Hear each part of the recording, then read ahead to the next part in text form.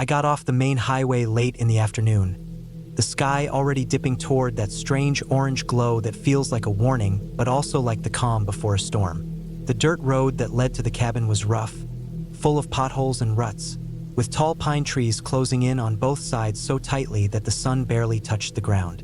I had never been here before, but I'd heard about this place from an old hiking forum. Someone mentioned a cabin that was rented out in the middle of nowhere, completely off the grid, perfect for a few days of quiet. I was craving silence, away from phones, emails, and the endless noise of the city. Just me, a little bit of food, and the forest. The truck bounced hard as I drove down the rutted path, dust rising behind me in a thick cloud.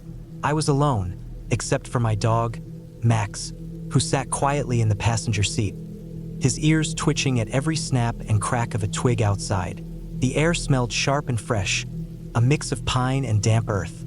After what felt like forever, the road opened up into a small clearing, and there it was, the cabin. It looked older than I expected. Weathered wood, darkened by years of rain and sun, with a rusty metal roof that creaked in the breeze.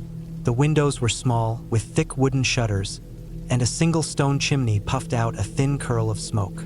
No power lines, no cars parked nearby. Just the cabin sitting there like it had been waiting for someone to come back. I pulled up close, shut off the engine, and stepped out. Max was already sniffing the ground eagerly, his tail wagging softly. The door was locked, but a small box with a keypad sat to the side. The rental agreement had sent me the code a week ago. I punched it in, and with a satisfying click, the door creaked open. Inside, it was cooler, darker than I thought it would be. The air smelled faintly of wood smoke and something else, maybe old pine needles mixed with dust. The cabin was small, maybe 2 rooms. A living area with a stone fireplace, a table, some chairs, and a tiny kitchen with a wood stove. A narrow stairway led up to a loft where I guessed the bed was. It was simple, almost bare, but clean. I dropped my pack by the door, letting Max sniff around a bit. I wanted to feel settled before dark. I stacked some firewood near the stove and found matches in a tin box on the shelf. Lighting a fire took a few tries. The wood was damp, but eventually the flames caught and the cabin began to warm. Outside, the wind had picked up, making the pine trees sway and groan softly. It was quiet, except for the sounds of the forest settling into night. As the fire grew, I took out a can of beans and some bread for dinner, heated the food over the stove, and ate slowly, watching the flames flicker.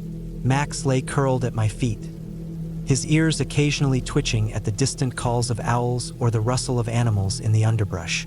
I felt good to be away from everything, away from the buzzing city life that always seemed to press in on me. Night fell hard.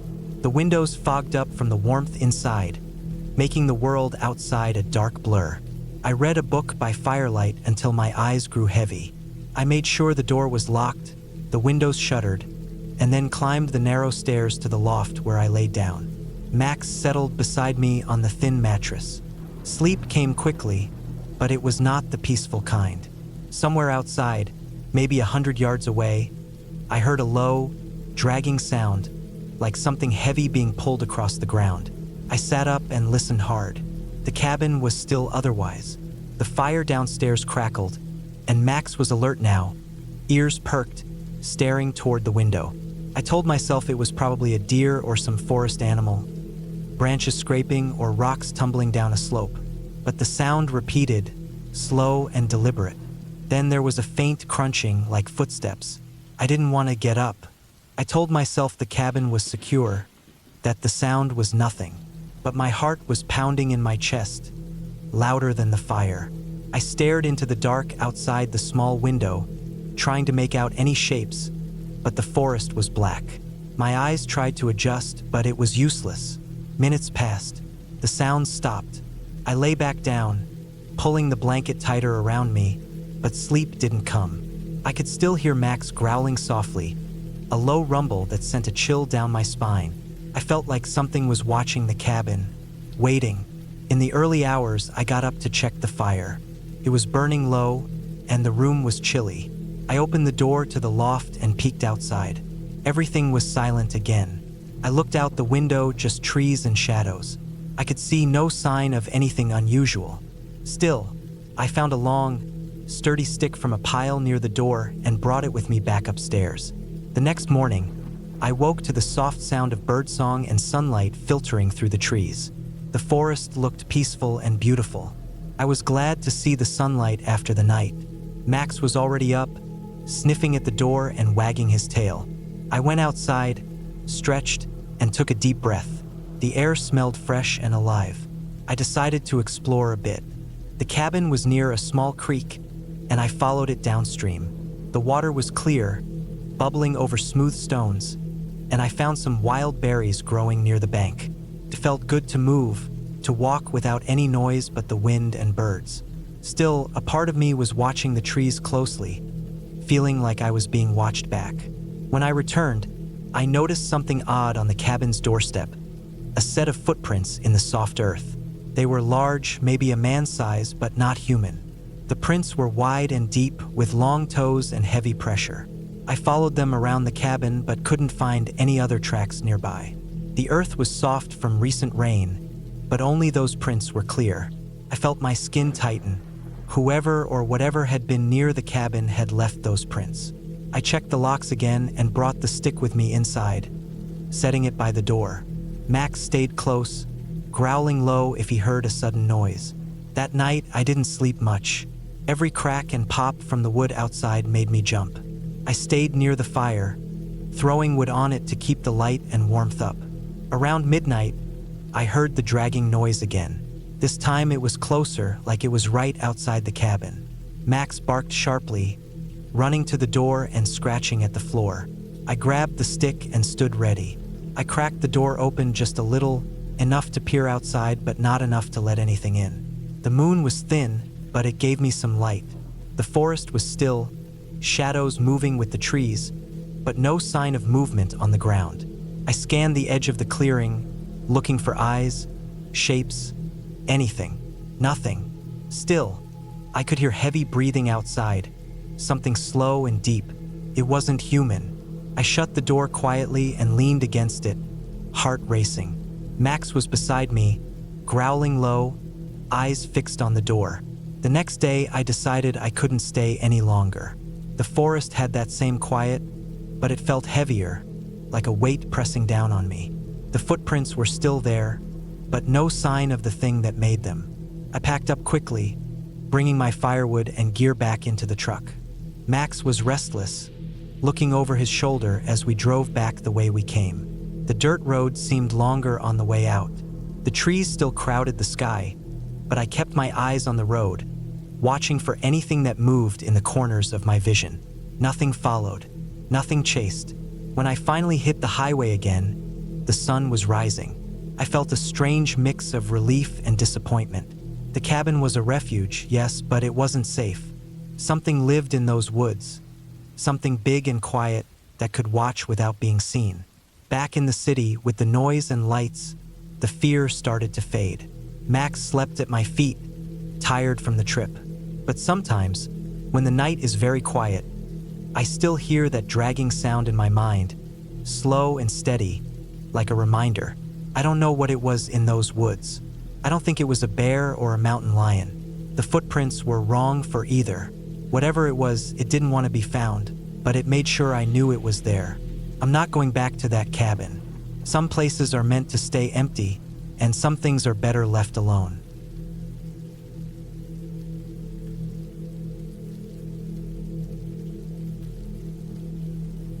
I was alone in a small cabin by a lake, deep in the woods where the trees were thick and the only sounds during the day were birds and the occasional splash from the water. I had come out here to get away from everything, the noise, the people, the constant buzz of my phone and computer at home. I wanted quiet and I wanted to write. The cabin was old but solid, made of rough logs with a simple pitched roof and a porch that looked out onto the still water.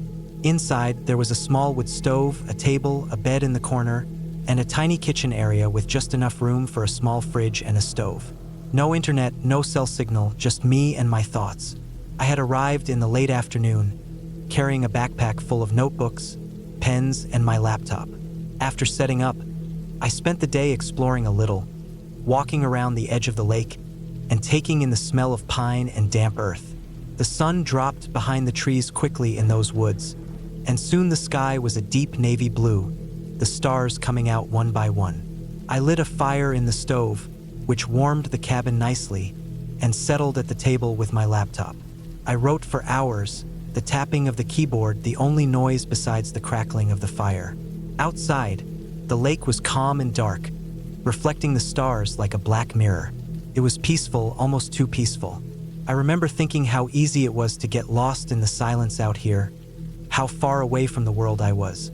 Around midnight, just as I was wrapping up a chapter, I heard a knock at the door. At first, I thought it was a tree branch hitting the cabin in the wind, but the knock was steady and deliberate. I froze, my fingers hovering over the keyboard. No one was supposed to be here. The nearest road was miles away, and no one had told me anyone else would be coming. I stood up slowly and walked to the window next to the door, careful not to make a sound. Outside, the porch light flickered in the cold night air, but I saw nothing. No figure, no shadow, no movement. The trees stood still, and the moon cast long, thin shadows across the ground. I waited, straining my eyes in the darkness. The knock came again, louder this time, 3 sharp knocks, pause, then 3 more. My heart pounded. I grabbed the flashlight from the kitchen counter and crept outside onto the porch, trying to keep my breathing quiet. The beam of the light swept across the ground, and that's when I saw it. A set of footprints in the soft dirt, leading right up to the door. They looked fresh, the prints clear and deep as if someone had stepped there just moments before. But the footprints stopped at the door. No sign of who made them. I scanned the area around the cabin, flashlight cutting through the dark, but there was nothing. No figure, no sound, just the quiet hum of the night. I stepped back inside, locking the door carefully behind me. I checked every window and bolted them shut, double-checking each latch. Still, the knocking didn't stop. Now it was coming from the back of the cabin, soft but steady, like something tapping on the wooden wall. I tried to stay calm. Maybe it was an animal, a raccoon, or something curious. But animals don't knock in patterns or move quietly away, leaving fresh footprints on the porch. I sat back down at the table, flashlight still on, eyes glued to the door and windows. The knocking continued for a while longer, then finally stopped. I stayed awake the rest of the night, sitting in front of the stove with the fire burning low. Every little sound made me jump. The creak of the cabin settling, the rustle of leaves outside, even the splash of a fish jumping in the lake. I didn't sleep, not even a few minutes. I kept my phone close even though it had no signal, hoping maybe somehow I could call for help. But there was no signal, no help nearby. Just me, the cabin, and the woods. When morning finally came, the sky was a pale gray, and the first light touched the tops of the trees. I forced myself to get up and check outside. The footprints were gone, completely vanished like they had never been there. I walked around the cabin's perimeter, flashlight in hand, looking for anything out of place. No signs of a campfire, no broken branches, no trash or anything left behind. I checked the lake's edge, hoping maybe I would see a boat or something that could explain the night's events. But the shore was empty and peaceful. No footprints in the sand, no tire tracks in the dirt road leading to the cabin. It was as if whoever had come had been watching me all night from the shadows, then simply melted away before dawn. I packed up my things quickly. I didn't want to stay another night. I loaded my bag into the car and drove off, glancing in the rearview mirror every few minutes, expecting to see headlights or someone following me. But the road was empty. That night, whatever had knocked on my door wasn't a ghost or some made-up thing. It was someone or something very real. It had waited, watched, and stayed close in the darkness without ever revealing itself. And I don't think it left because it wanted to. I think it left because it knew I was leaving. After that, I never went back to the cabin by the lake. I don't know if whoever was out there was dangerous or just curious, but the feeling of being watched, of someone standing just out of sight, stayed with me long after I drove away. It's a reminder that in places as quiet and lonely as that cabin, sometimes the scariest thing isn't what you see, it's what you don't.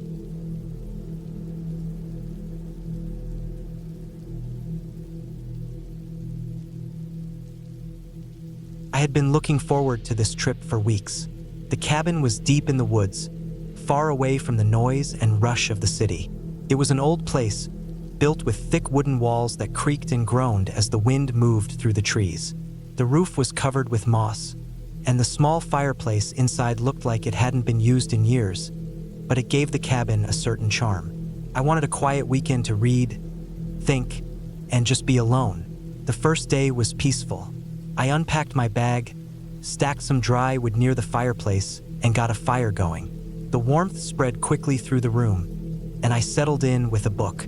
Outside, the trees whispered softly in the wind, and every now and then, a bird called out somewhere far away.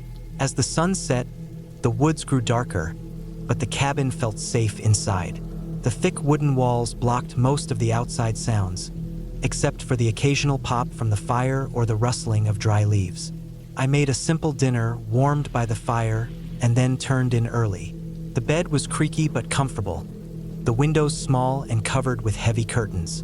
I set my phone on the bedside table and turned off the lights. The silence was deep, almost complete.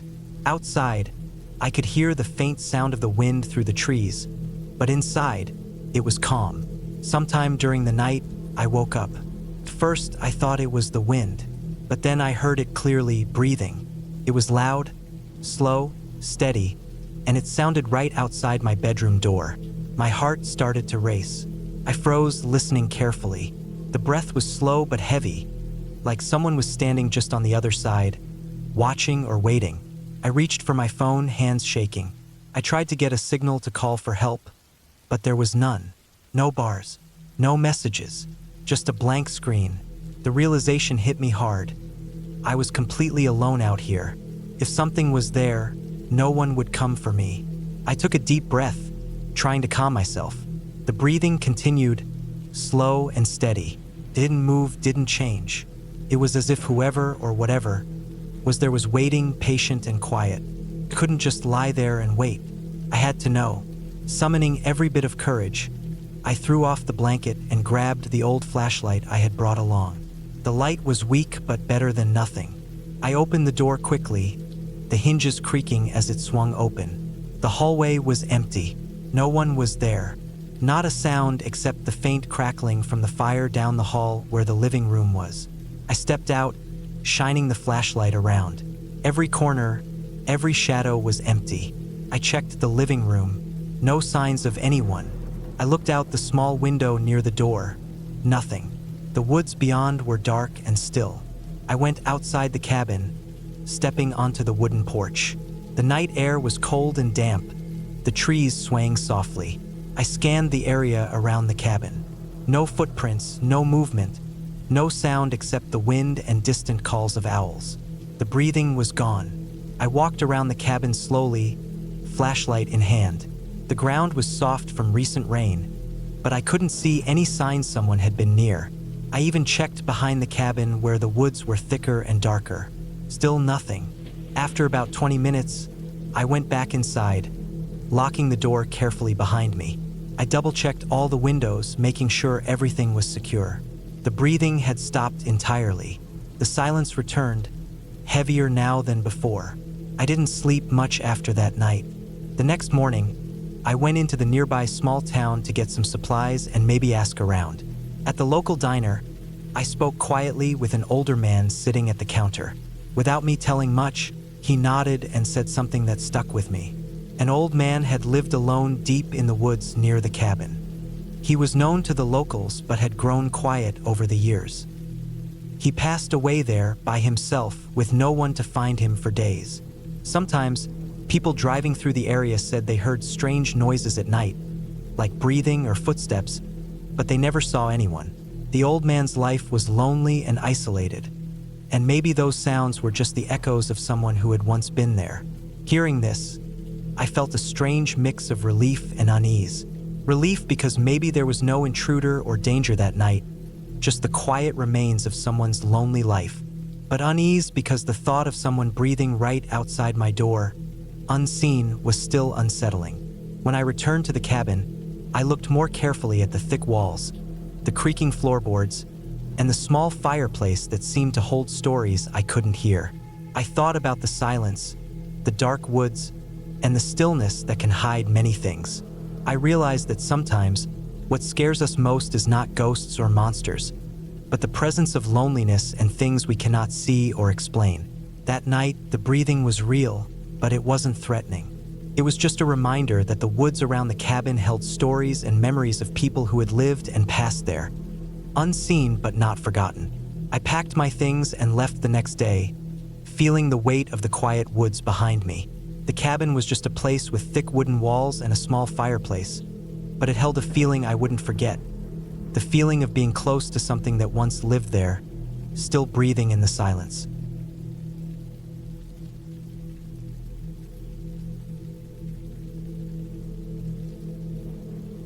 It was supposed to be a simple weekend away from the noise and stress of the city. I'd found this small cabin listed on a rental site. Nothing fancy, just a wooden shack deep in the woods, far enough that the nearest neighbor was probably miles away. I was looking forward to the quiet, some time to myself, maybe a good book or two, and a chance to unplug.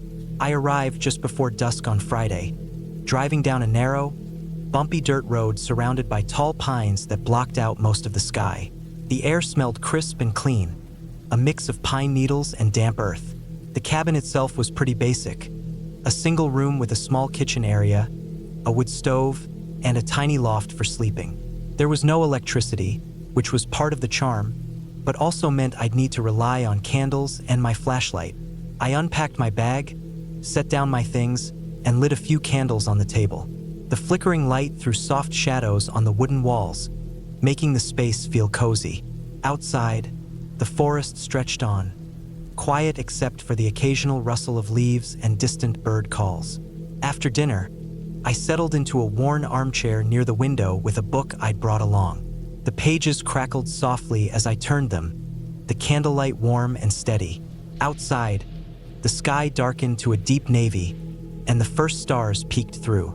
I didn't want to waste the night, so I kept reading, letting the calmness of the place seep in. The wood floor creaked sometimes as the cabin settled in the cold night air. Every so often, I'd glance out the window, seeing the dark outline of trees against the sky.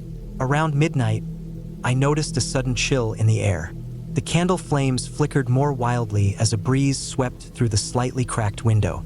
Then, just as I was about to turn the page, something caught my eye. At first, I thought it was a trick of the shadows, but then I saw it. A dark shape moving fast, slipping past the window just outside. It wasn't a person, at least not in a way I could clearly see. It was just a quick blur, something darting past the edge of my vision. Too fast to get a good look, but definitely there. My heart jumped. I dropped the book on the floor and grabbed my flashlight off the table. The beam cut through the darkness outside, but all I could see was thick fog rolling in low over the ground and the tall trees standing like silent sentinels. The woods looked endless, and the fog made it hard to tell where the trees stopped and the darkness began.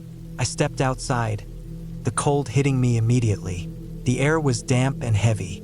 I swept the flashlight beam across the ground, trying to find any sign of movement, but nothing stirred except the leaves rustling in the breeze. I called out softly, though I wasn't sure if I expected an answer.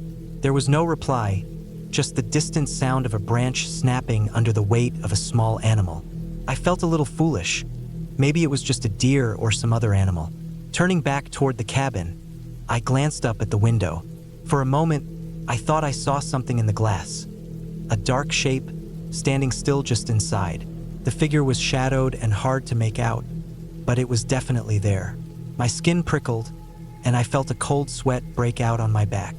The flashlight beam still pointed at the ground, but my eyes stayed on that reflection, trying to figure out what I was seeing. Suddenly, the figure moved, just a slight shift, but enough to make my stomach drop. I spun around fast, shining the flashlight back inside the cabin. The beam caught the bare walls, the empty chair, the table with the scattered candle wax. Nothing. No one was there. I called out again, louder this time, my voice cracking with tension. Still silence. I stood there for a moment, breathing hard, my eyes scanning the area.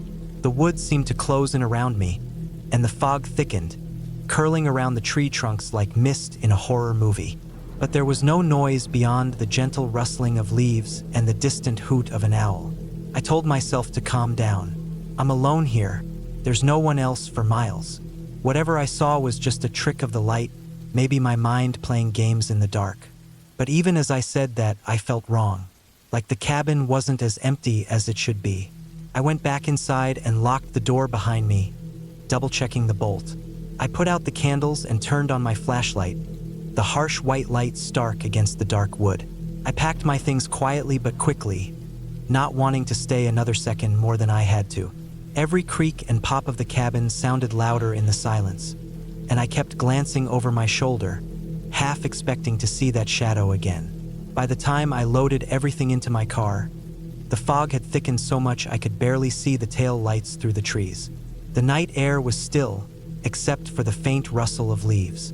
I didn't look back once as I drove away, the headlights cutting through the dense woods. I kept the windows up, the doors locked, and the radio on just loud enough to hear something besides the silence. When I finally reached the main road, the fog started to lift, and the sky began to lighten with the first hints of dawn. I pulled into a gas station and sat in the car for a while, trying to make sense of what I'd experienced. Nothing felt real, but the fear had been real enough to send me packing in the middle of the night. That cabin wasn't just an empty shelter in the woods. Something was there, something that didn't want me there. I've been back home for days now, and I still catch myself glancing over my shoulder, remembering the way that figure lingered in the window just before I ran outside. I don't know what it was, but I'm certain now. I wasn't alone in that cabin, and no matter how much I want to explain it away, some part of me knows it wasn't just my imagination. I'll never go back there, not for a weekend getaway, not for anything. Some places are better left empty.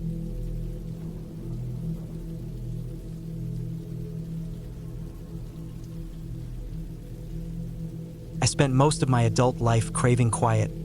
Real quiet, the kind that feels heavy in your ears, the kind you can only find far from towns or roads. One winter, I decided to go deeper into that quiet than ever before. I found a small cabin for rent deep in the woods, several miles from the nearest town. It was nothing fancy, just a one-room cabin made of old wood, with a stone fireplace and a metal roof. No electricity, no running water, just a wood stove and a well outside. Perfect, I thought. Just me, the cold, and the woods. I drove up a long gravel road that ended at a small clearing where the cabin sat, surrounded by tall pines. The snow was fresh, about a foot deep, and the cold air was sharp in my lungs when I stepped out. No cars, no sounds except the wind moving through the trees. I unloaded my bags slowly, taking in the silence. It felt like stepping into another world, one where time moved slower. The inside of the cabin smelled like old pine and damp earth. The wood walls were rough but solid. A small kitchen corner held a sink that wasn't hooked to water, just a basin and an old pump outside. A rough wooden table stood near the fireplace, which was cold and empty now. I stacked some firewood by the door, ready for when night came. Outside, the forest stretched dark and deep. I spent the first afternoon exploring a little, walking through the snow among the trees. I kept my phone on me, but the signal was weak, barely enough to send a text. I told myself I didn't need it. I wanted to be alone without distractions. Back in the cabin, I built a fire. The crackling wood and warm glow made the place feel alive in a way the silence outside couldn't. I boiled water over the stove for some instant coffee and sat at the table, looking out the window at the snow falling quietly. That first night, the cold really hit. The cabin didn't have insulation like a house. When the fire died, the cold crept through the walls and under the door like a living thing. I wrapped myself in the thick blanket I brought and lay on the small cot by the window. The moon was bright, casting sharp shadows of tree branches across the snow. Outside, the woods were still. No animals, no sounds except the occasional creak of a tree or the soft patter of snow falling. Sleep came slowly. The silence was so thick it pressed on my ears and mind. Every small noise seemed louder than it should. Wind pushing against the cabin walls, a branch scraping somewhere far off, my own breath heavy in the quiet. I kept imagining things moving just beyond the trees. But the night passed, and morning came. The next days were much the same. I woke with the cold, built a fire, ate simple meals of canned beans and bread, and walked in the woods when the weather allowed. The sky was often gray, snow falling in soft sheets. I didn't hear anyone or anything but the wind and the occasional distant woodpecker. No other footprints but my own. I took time to read, to write in a notebook, and just watch the forest. There was a strange peace in the stillness, but also a sharp edge. I felt small and exposed, like I was an intruder in a place that didn't belong to people. At night, the cold pushed in harder. I learned to keep the fire going as long as possible and to bundle up tight. On the third night, something changed. I was sitting by the fire, warming my hands, when I heard a noise outside. It was faint, like a scraping sound, soft but different from the usual creaks and groans of the cabin. I froze and listened. It stopped. Then, after a long pause, it came again. This time a little closer. I stood up and moved to the window. Outside, the snow had stopped falling, and the forest looked still and dark under the moonlight. I couldn't see anything unusual. No animals, no movement. The only thing was the snow, thick and untouched except for the faint marks near the edge of the clearing. I blinked, trying to make sense of it. The marks looked like footprints, large, heavy, but not quite like any animal I knew. They were deep in the snow, spaced far apart, as if whoever or whatever had been walking fast. My heart beat faster. The woods felt different somehow, less quiet, more alive. I grabbed my flashlight and stepped outside, the cold biting through my coat. The snow crunched under my boots as I moved toward the edge of the clearing, following the footprints. They went only a short way before disappearing under a fallen tree, as if the creature had jumped down into a small ditch or undergrowth. I stood there, flashlight beam cutting through the darkness, listening. Nothing but the wind. No growls, no rustling, just silence. I went back inside, bolted the door, and sat by the fire again, my mind racing. I told myself it was probably a deer or a large dog, maybe someone else's hunting dog wandering too far. But the size of the prints made me doubt that. Still, nothing happened that night.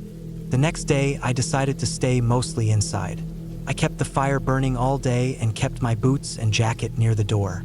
Every now and then, I peeked outside, looking for any new signs. The woods were quiet again, snow falling lightly in the afternoon.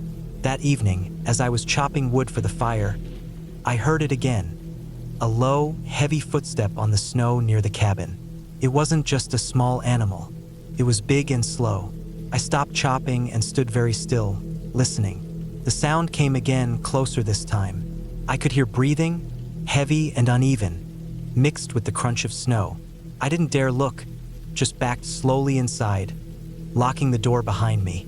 I pressed myself against the wall, heart pounding, waiting. Nothing came. The footsteps stopped near the door and then faded away. I waited a long time, listening to my own breath. The fire crackled softly, but outside, the silence pressed in again. I knew then I wasn't alone in those woods. Something was out there, watching or moving near the cabin. But whatever it was, it hadn't tried to break in or make noise. It was cautious, like it didn't want me to see it. The rest of the week passed like that. Quiet days with long stretches of nothing, and nights filled with strange sounds close by. Every time I went outside, I found more large footprints in the snow, but no clear trail. They came close, circled the cabin sometimes, then disappeared. I stopped trying to follow them. Felt useless, like chasing a shadow. Instead, I focused on keeping the fire going and staying warm. I didn't want to leave, but the feeling of being watched was always there, a tight knot in my stomach. On the last night, I decided to sleep with the door unlocked but blocked by a heavy chair. I kept my knife on the table and a flashlight by my side. I lay down, wrapped in my blanket, trying not to think about the sounds outside. Around midnight, I woke to the sound of footsteps again. This time, they were very close, right outside the door. I held my breath, flashlight ready, but didn't move. The footsteps stopped and stayed there, heavy and slow. After what felt like forever, I heard something else. A a soft scraping like claws against wood. My heart nearly stopped. Then a long silence. Suddenly, the door shook slightly, just a small push, then nothing. The chair hadn't moved. I stayed still, breathing slow. After a while, the footsteps moved away, slow and heavy, crunching through the snow. I didn't move until dawn. The morning was cold and bright. Outside, I found the deepest footprints right at the door, pressed into the frozen ground. No damage, no sign that anything had tried to get in. Just the footprints and the snow. I packed up that day, moving slower than I wanted. The quiet woods felt less peaceful now, more alive and dangerous. But I didn't hate it. The forest had tested me, made me face something real and wild, something I couldn't explain but had to respect. As I drove away down the gravel road, leaving the cabin and the woods behind, I looked back once. The trees stood tall and still in the morning sun, and the snow glistened like a white blanket over the earth. I knew I would remember that trip forever, not for fear, but for what it taught me about being alone, about silence, and about the wildness that still lives just beyond the edge of everything we think we know. And that was enough.